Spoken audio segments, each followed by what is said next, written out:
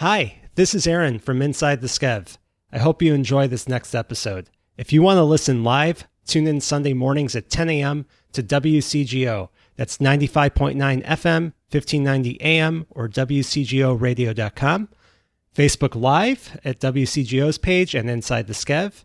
To learn more about this great town and what I do, go to Evanston.com, and you could always contact me at aaron@skevinston.com. Now sit back and listen to this one message from one of our supporters, and we'll start the show. In 2020, mortgage rates reached record lows. If you see homeownership in your future, the future is now. Beth Lewis at Cross Country Mortgage has the options and advice you need to find the perfect loan program for you. She'll get you pre-approved to give you an advantage over other buyers, and she'll close your loan quickly with a highly efficient process driven by advanced mortgage technology. Visit BethLewisTeam.com to get started. That's BethLewisTeam.com. Cross Country Mortgage LLC, NMLS 3029, NMLSConsumerAccess.org. Equal housing opportunity. Illinois Residential Mortgage Licensee.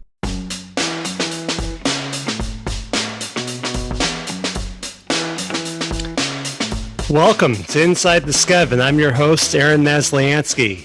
And today we are here with Dick Coe and Robbie Markus from the Evanston Development Cooperative, and we're going to talk with them in just a moment. And, just want to send a message out to everybody in Skokie and Evanston and beyond. I hope you're all doing well. Right now, obviously, COVID numbers are up, and it is a trying time for us all. So this is, I hope, a small way for everyone to listen, connect with the community, and really stay involved in knowing what's going on. I was reading the Wall Street Journal this week. They have the mansion section. It's all about real estate. And one of the articles that they were talking about is how people really want to know more about their neighborhood. A lot of people have moved recently.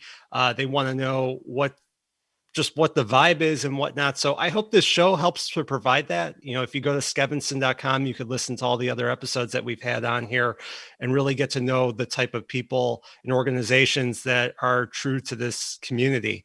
And I also want to share the message from Dave Rahia, who is the president of the Skokie North Shore Hospital. He posted on his page this week just about how there's a pledge that North Shores has right now where people will say that they will wear a mask, stay home if you're sick, quarantine if you need to. I mean, this is not an easy time, but we all need to do our part. So thank you, Dave. Thank you, North Shore. Thank you to all the medical professionals out there helping to save lives and get us through this. But today, I'm really thrilled to talk with Dick and to Robbie. They have really an incredible organization that helps with creating affordable housing solutions in Evanston, with creating a sustainable environment here. And they do it in a way that, may not have been thought about 5 years ago or so.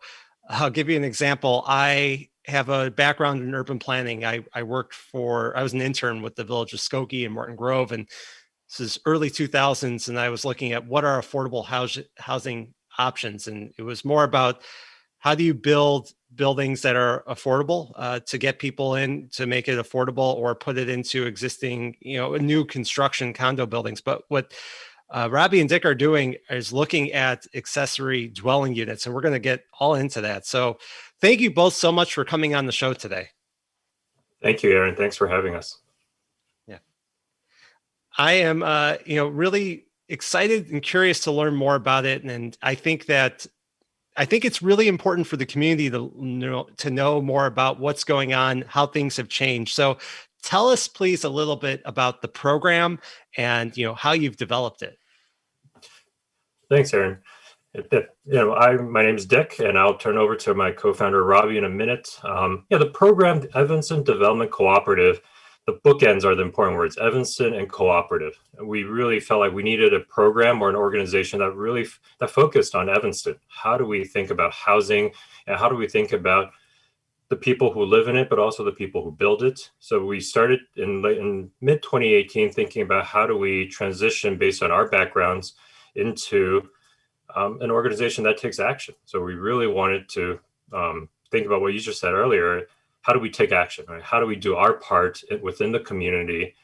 And that's how EDC was born. And I'll turn over to Robbie too.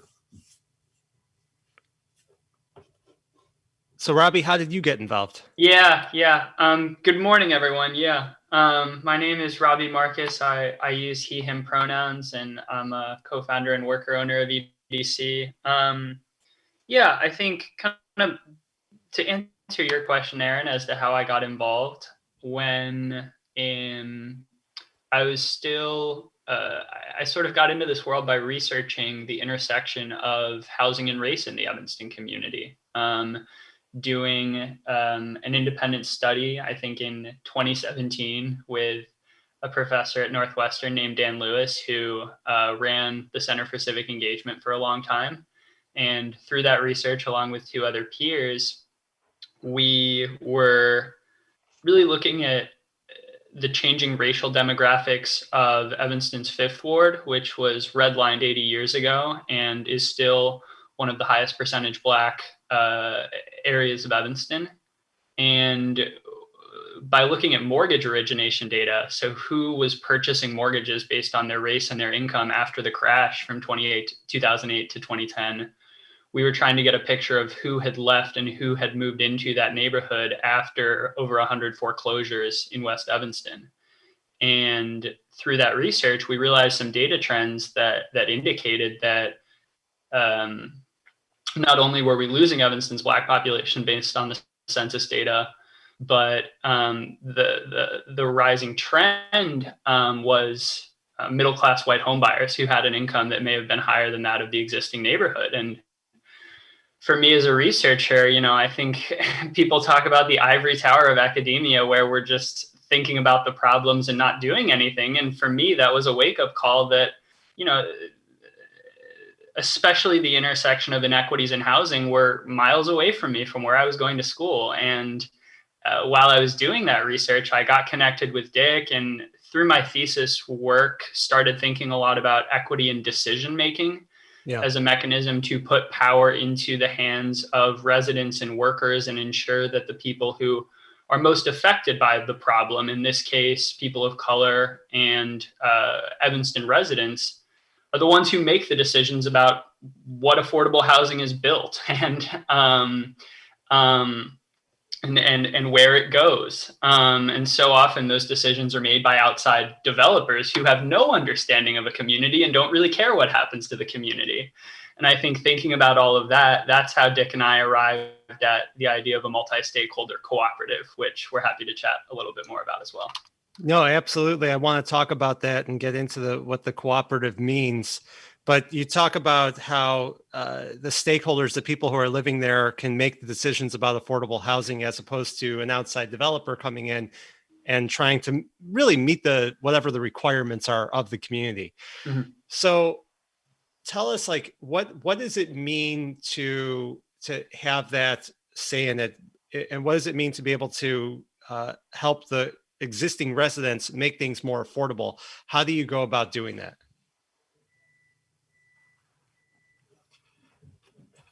So that's a great question, Aaron. I think really it starts with looking at our current zoning code. Really, how we help existing homeowners is how do we be more flexible with what we as homeowners, residents can build, how we can use the structures on our property. So as we think about affordable housing, isn't so much about big developments, big projects, but how do we look at micro opportunities in our backyards, within our existing 2 flats or single family homes? So that really got our gears turning, and by mid 2018, as the city of Evanston legalized accessory dwelling units to be legally rented out to non-family members, that was our signal that the city's ready to embrace this type of housing. And I didn't get to mention earlier, my background was in chemistry and sustainability, and part of really affordable housing and a resilient community also comes from the utility costs. Right? How can we be a better steward of the environment? How can we help our renters pay less on utility bills? And that transition was right when I met Robbie, to thinking about housing, but also thinking about more sensible, more modestly sized homes to be in the community. And that really is how we start thinking about affordable housing to help existing residents. Yeah. And Dick, your background, I mean, you grew up in Taiwan and, came back here. is having an outside perspective of seeing how housing is in Taiwan or in other places around the world, does that help you with shining new perspectives and ideas within this Evanston, local community? It does. And yeah, I was born in Boston, moved to Taiwan when I was 6, but spent 12 years there, and coming back as an adult, starting college. I think, something Robbie and I talk about all the time, like in an organization or in a city, is when you see something, say something. Right? I think when having different life, lived and professional experiences, being able to see how other people and cultures have done things, that certainly allows us to question, right? Is this the best way to do it? Why have we done it this way? Do we have to keep doing it this way? Especially when we look at racial inequities, and let's really reimagine. And I think that perspective has helped. And one example I give all the time is very common in Taiwan to have your family business downstairs and the family lives upstairs. That multi-purpose intergenerational living creates opportunities that is very different than our single family zoned districts, and not just in Evanston but all across America. So I do appreciate having that experience. Yeah, I'm sure that does help. And we're going to have a short break in just a moment, but I also, before we get there, I want to ask, you talked about it's a co-op and it's different than, regular corporation. So what, shortly does that mean? And we'll get further into it later in the conversation. Yeah. So we are primarily a worker cooperative. There are all different types of cooperatives, right? There are called producer cooperatives, worker cooperatives, consumer cooperatives. A lot of people, food co-op is one of the first things that comes to mind for a lot of people. That's a consumer co-op where the people that purchase produce are consumer members. REI is a big one too. So we are a worker cooperative. So that means that employee owners, as we say, collectively and democratically own and govern our cooperative business, and they fairly participate in the financial success of the cooperative and receive what are called patronage dividends on the basis of their labor. And we're going to get back to that in just a few moments. And we're also going to talk more about what ADUs, accessory dwelling units, mean, and terminology that may have been used in the past and how that's all coming together here now in 2020. But everyone, please stick around and we will be right back with some more great conversation.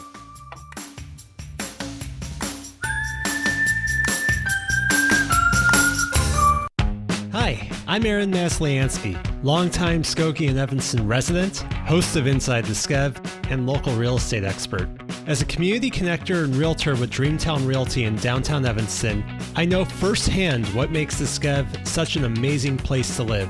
When I'm helping my clients buy and sell properties inside of the Skev or out, I'm doing it with the best technology and support team behind me at Dreamtown. During the pandemic, I've been able to help my clients seamlessly stay on track with their home search, from immersive 3D Matterport tours, professional photos, to virtual open houses. My clients can find their homes safely and comfortably, and even from their couch. When you're ready to make a move, know that I'll be here to help. You can always find out more about me at skevinston.com/real estate. Again, that's skevinston.com/real estate, or email me at aaron@skevinston.com. Moving day is a happy day, but how can you be sure all of your stuff will get to the new place in the same condition they left the old place? Upgrade your experience to First Class Moving and Storage. You'll get a team of professionals who treat all of your belongings with care and have the right tools to make the job go smoothly. They even offer a full packing service. Upgrade to First Class Moving and Storage. They're local and independently owned. For more info, visit the website at firstclassmovers.com. That's the number 1, stclassmovers.com. Back to Inside the Skev, everyone. This is Aaron Masliansky. I'm here with Dick Coe and Robbie Markus from the Evanston Development Cooperative. And I hope you're enjoying listening to this on the radio, or if you're on Facebook or on YouTube. We are everywhere right now. So if you want to watch the show, you can. If you want to listen live on the radio or listen to the podcast when it comes out tomorrow. You might be listening to it there, anywhere where you can find Inside the Skev. But appreciate you listening. But before we went to the break, we were talking about what a cooperative means, and we were talking about accessory dwelling units. And I really want to get onto the topic of accessory dwelling units and what that means. And, sometimes there are, people think of it as a coach house, and they might be the same thing. But really, we spoke the other day and we were talking about what does it mean? What is the difference between coach house and accessory dwelling unit? So, Dick, if you can tell us what is the difference of why people call it ADUs or accessory dwelling units now? Yeah, ADUs, accessory dwelling units, it's a nationwide term that many cities have used. It's subordinate to the principal structure. The accessory part is a key word, meaning it's a housing unit that is attached, is one way to think of it, within the single family or two flat, where another independent unit can be entered, or a housing unit with kitchen and bathroom, completely independently habitable. There's also the detached ADU, which is what you mentioned. Many of us have called coach houses or granny flats in the past, but ADUs is a broader term that says a independently habitable housing unit that can be on any residential property. Yeah. And, this year has been obviously a year of inspection of everything that we do in our society, whether it be through health or race or whatnot. And being in the real estate industry, there was a lot of pushback at some point on using the term master bedroom, and here we're coach house. And it all ties back to a history in the United States of slavery. And I think it's important that we be mindful of the terms that we use here, and, making sure that, we kind of stop using the same things that we've been saying and putting people into, it's not even conscious that when I go and show a property to somebody and I say, oh, this is the master bedroom, this is the master bathroom, I have in zero way thinking about, slavery, but it can be from that. I never even heard that before this year, but when you stop to think about it, it's important to stop to think about it and to really be mindful of everything that we do. Now, with having these accessory dwelling units and making it more affordable for people to stay within the community, how much more, income potential are we unlocking by having these zoning changes take place? I mean, Robbie, what has your research shown you of what unlocking this potential can do for the community? Sure. And so just so listeners can sort of understand what you're saying regarding the implications of the language behind coach house, which I think is a very important point that you just made, and just kind of clarifying that language in the terms we use, I think is something I want to note. Coach house, we've heard, refers to times when the owner of the primary home was perhaps a very wealthy white homeowner, and the coach house sort of operated as a servant's quarters. And so then, as you're saying, Aaron, the term coach house is hierarchical and it certainly has racist connotations. And so that is why we've moved to the term accessory dwelling unit.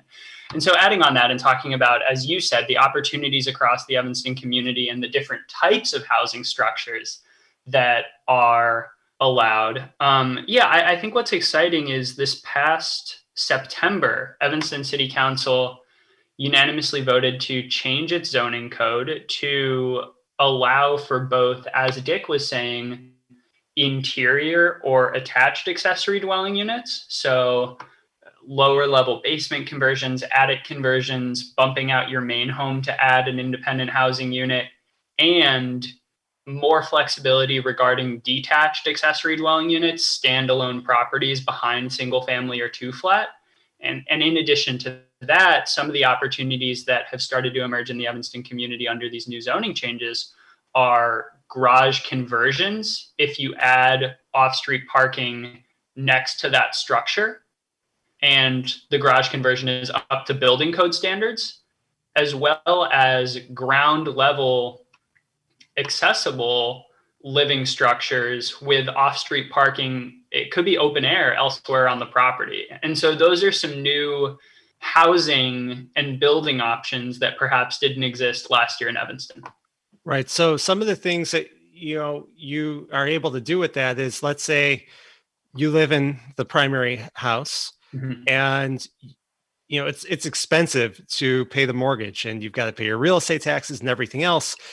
If you have an accessory house in the back, you could rent that out and you could get some income that will help pay your expenses and theoretically lower your cost burden.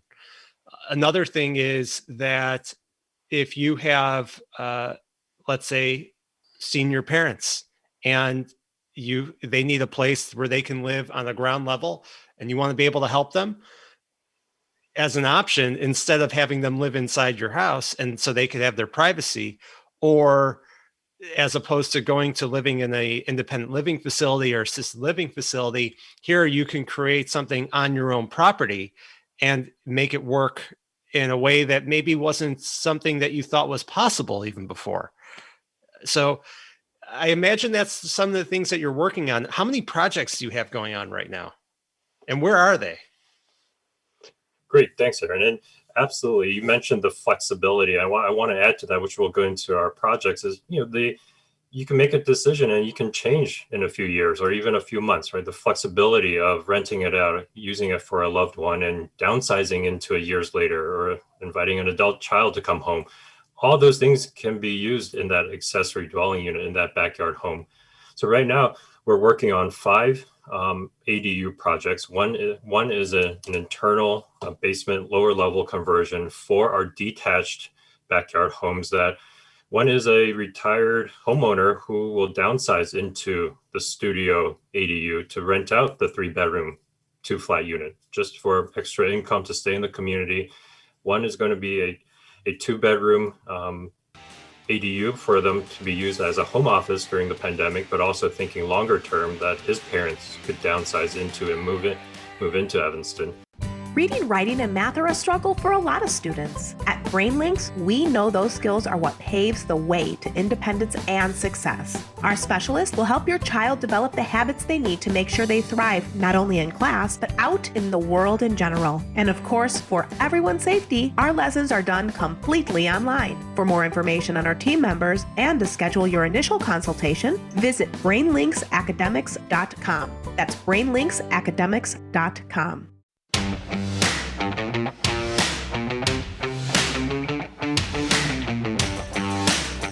Welcome back to Inside the Skev, and this is Aaron Masliansky here with Dick Coe and Robbie Markus from the Evanston Development Cooperative. I think that something may have been cut off as we were talking, so I apologize if some of the conversation was missed. It is on Facebook and on YouTube, but want to talk about more about the things that we have going on here, what Dick and Robbie are working on. And you have a big project going on right now in Evanston, and it's an affordable rental home. Can you tell us about that?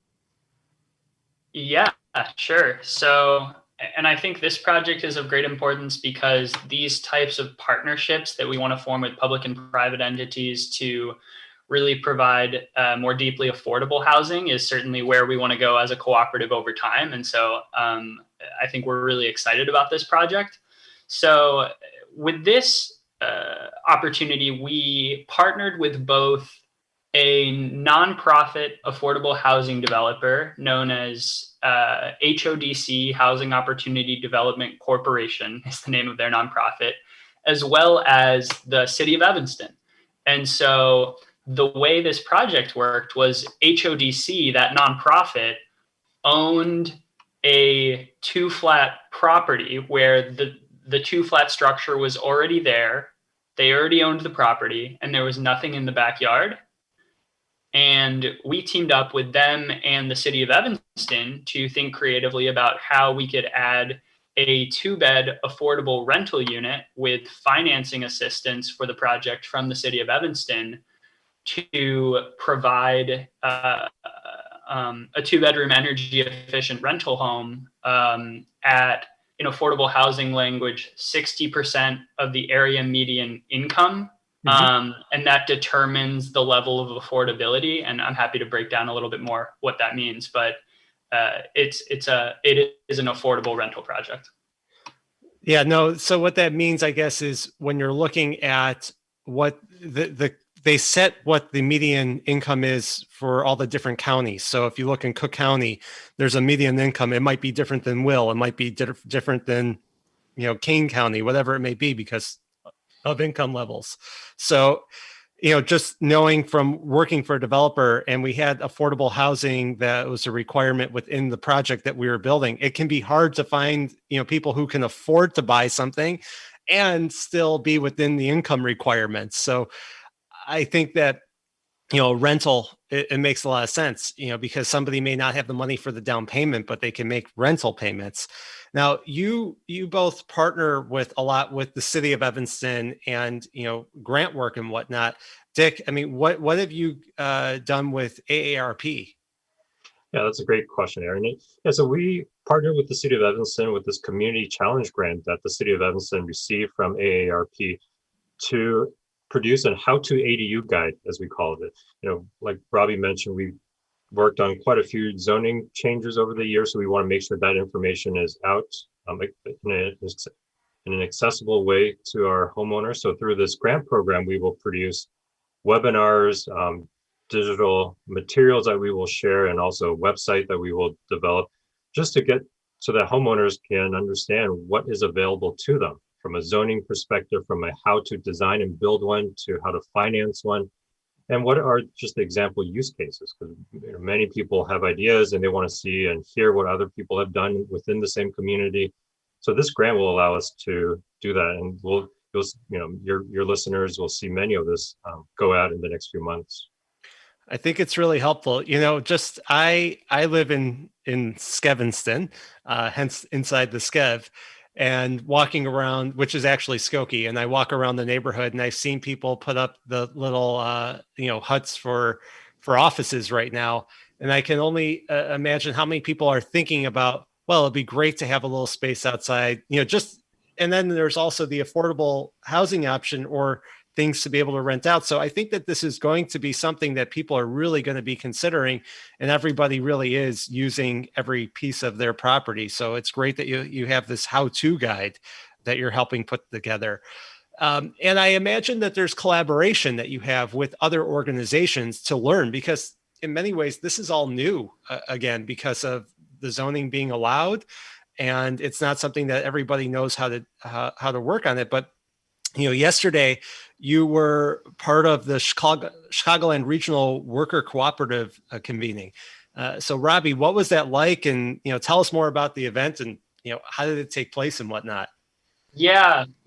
So it was a blast. It was an event EDC had been playing an organizing role in for a few months at this point. And yeah, I think coming back to that term solidarity economy I used before, coming back to cooperative, really this is EDC's work to think about what it means to transition our society towards an economy that values human well-being over gross profit, and be self-sufficient and be sustainable autonomously while caring for fundamental human needs. And I think that's maybe not how capitalism has always functioned. And so the purpose of this event was, with an explicit focus on Black and POC, to think about it, to sort of bring in worker cooperative thought leaders and successful worker cooperatives, really from across the US,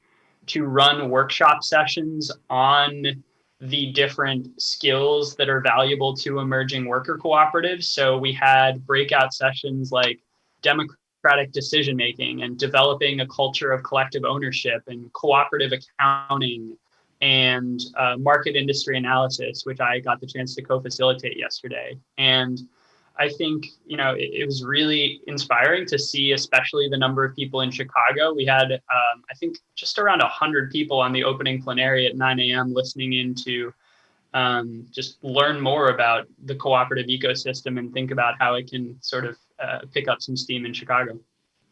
It's exciting. It's a new way of thinking about things and, how people can do it. And I think that we're going to continue to need to innovate as there might be, less funds that are available or people are just going to be reinventing themselves. So being a part of a cooperative for housing can be very, very interesting. And, I think that, you both have been working very hard on getting everything going here with Evanston. And, now that you have the accessory dwelling unit code that's passed with the Evanston City Council, are there other programs that you're working on and policies that you're trying to focus attention on in order to continue your mission?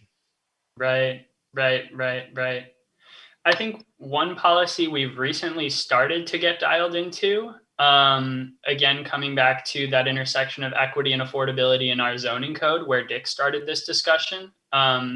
I think a lot of the goal there is how do we think about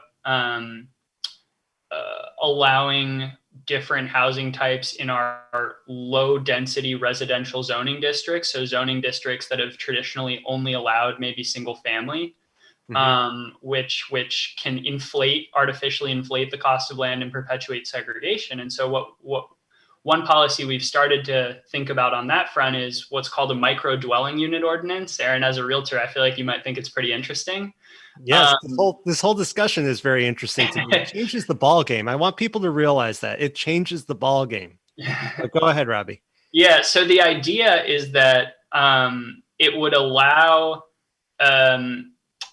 buildings, homes of up to 500 square foot in footprint. So you could have multiple levels. So it could be first floor and second floor. So 1,000 square foot total livable square footage, but the footprint can't be over 500 square feet. And it would be allowed on any property. And so the thinking there is that there are lots which are under the minimum lot coverage requirements in Evanston that are currently sitting vacant because you can't build on them. And so thinking about underutilized resources, our natural infrastructure of land, the thinking that I think city staff has behind this amendment is that this micro dwelling unit ordinance, especially because a number of these lots are city owned, could be a real opportunity to utilize that land for affordable housing. It can, because it opens up, we don't have green fields here like you would, let's say, like in a far out suburb. We have to reimagine it. And not everybody, I think, would agree with every type of policy from the city.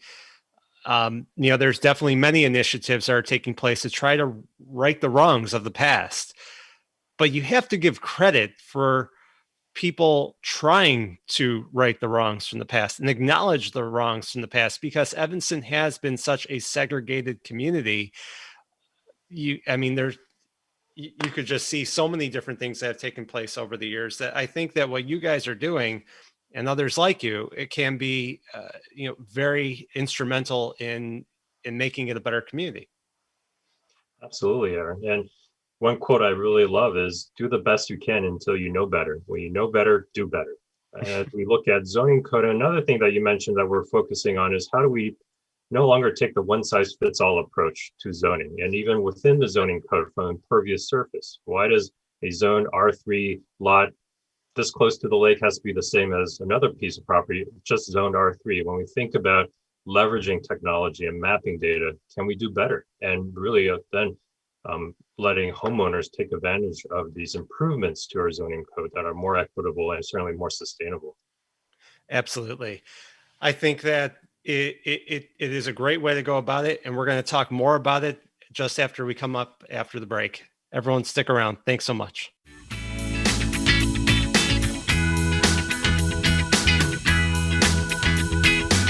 Welcome back, everyone. This is Aaron from Inside the Skev, and we are back here talking with Dick Coe and Robbie Markus from the Evanston Development Cooperative. And before we continue talking about it, I just want to give a thank you to Johnny Eimerman, who put us in touch originally. He is an incredible person. If you search him on YouTube, he has an organization called Close Talk, where he basically creates T-shirts for nonprofits to help them fundraise. And he has an organization called Imerman Angels. It's about pure cancer support. Truly an amazing person. And I was put in touch with him through Shalom Klein. Get down to business, Shalom Klein over here. And he's got his own radio show and podcast. He's an incredible person. So wanted to just say thank you to both of them. So I want to just make sure everyone knows, if you are interested in, creating an accessory dwelling unit in your property, or you are a realtor listening to this, or whatever it may be, how do we go about informing the consumers? How do we get people to contact you? Great. Thank you, Aaron. And I think the best way to get in touch with us is to like us on Facebook. If you search for Evanston Development Cooperative, we're there. And also our website at evanston.coop, evanston.coop. You can sign up for our newsletter there. You can see our upcoming events, press releases. And on there, you can also directly email us. Robbie and I are very responsive on email. And we're here to be a resource to Evanston residents and outside of Evanston. We've worked with other municipalities because we really see this as an innovation that homeowners really need to know about. Yeah, I mean, do you guys, if you live in another municipality outside of Evanston, will you speak with the municipality to educate them about what you're doing here and how it can help?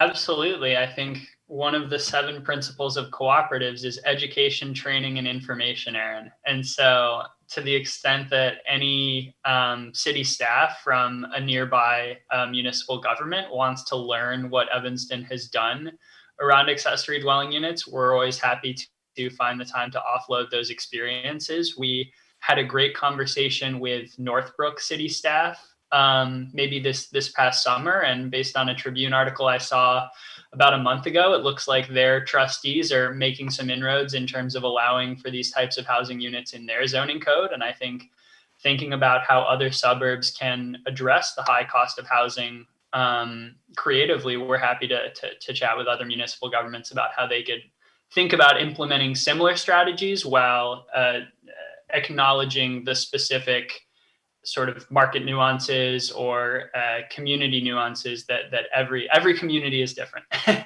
Yeah. Oh, for sure. Every community is different, and there's ways to address things. And, let's say in a suburb that's got tons of land as opposed to a more built-in community like Evanston. Now, if somebody wants to join the cooperative, can they? Yes. Absolutely. And we would welcome just their reaching out. So as a multi-stakeholder cooperative, we have worker owners, employee owners. So if you have a background in the construction trades or architecture and just want to think through how you can get involved with EDC's work moving forward, especially if you are an Evanston resident thinking about being a local worker owner, we'd love to start that conversation with you. And also if you're a residents are members of our cooperative, if you care about the values of climate action, racial equity, affordable housing, please reach out to see how you can provide sort of your lived and professional experiences to the cooperative. We'd love to chat. I love it. There's so many different organizations that I've been on the show that are all working towards just bringing equity and making a better community throughout the area. And it's like we're a little beacon of hope through for the Chicagoland area and beyond. It's a very cool place to be and to learn about this. What do you envision in a couple of years? How many projects do you hope to have completed? Yeah, our goal for 2021 is really looking at somewhere between 5 and 10 ADUs, and beyond that, we will organically grow based on demand. And we're seeing lots of interesting opportunities for affordable ADUs and helping homeowners provide housing for loved ones. Yeah, so I think 10 by the end of next year is our goal, and we will want to continue to see that growth. And and ADUs aren't the only type of housing that we want to build. We really see that as a way for us to enter the construction market, if you want to call it that, but really from there to work with our residents, to innovate, to think about, and as we grow, how do we have the maximum impact in providing sensible housing, affordable housing for our working families? And and intergenerational living. We are all collectively learning so much during this pandemic. What will we reimagine coming out of it, and how can EDC be a part of that movement through its workforce, through its housing advocacy work? Well, I love it. I hope that you guys just continue to do so. I will do my best to spread the word about what you're doing and help the residents, whether existing or new residents to the area, take advantage of the work that you're doing. But again, just to remind everyone, the website again that people can go to? Evanston.coop. Evanston.coop. Well, I thank you for coming on. Before we wrap up, I just want to, remind everybody that if this is an episode that you've listened to and you find it interesting and it resonates with you or somebody else, please share it. I think that there's a lot of great conversations that you can find that I've had, with people at skevinston.com. You could find it on any podcast app. It's on the website, skevinston.com there too. But there's really some incredible people. Next week, I'm going to be having on a filmmaker. Her name is Mei Chow, and she was an advertising executive for many years and then became a filmmaker. She started with a movie a few years ago called Spilled Water, all about women in China. And then she just is releasing a film called Hayden and Her Families. And there's going to be a Q&A next Sunday at 4:00. But before that, I'll be interviewing her on the show. So look her up, try to watch the film before. It's really, really interesting. And it's an amazing story about families and adoption and all different, children of different abilities. And it really makes you appreciate everything that you have, and especially right after Thanksgiving.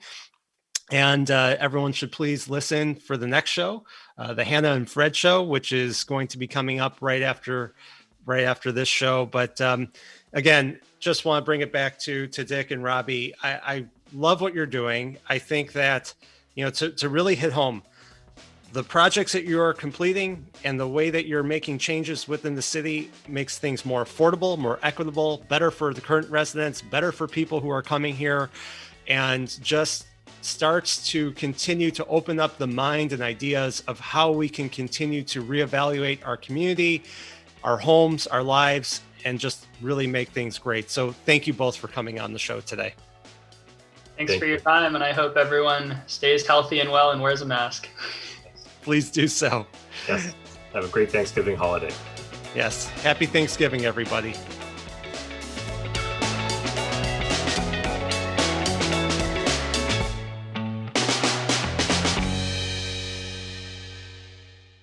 Thanks for listening to this latest episode of Inside the Skev. To listen live, tune in Sunday mornings at 10 a.m. to WCGO. That's 95.9 FM, 1590 AM, WCGOradio.com, or you can go to Facebook Live on WCGO's page or Inside the Skev. If you want to learn more about this great neighborhood or what I do, go to skevinston.com. And I want to thank every supporter of the show and all my listeners. Thanks so much.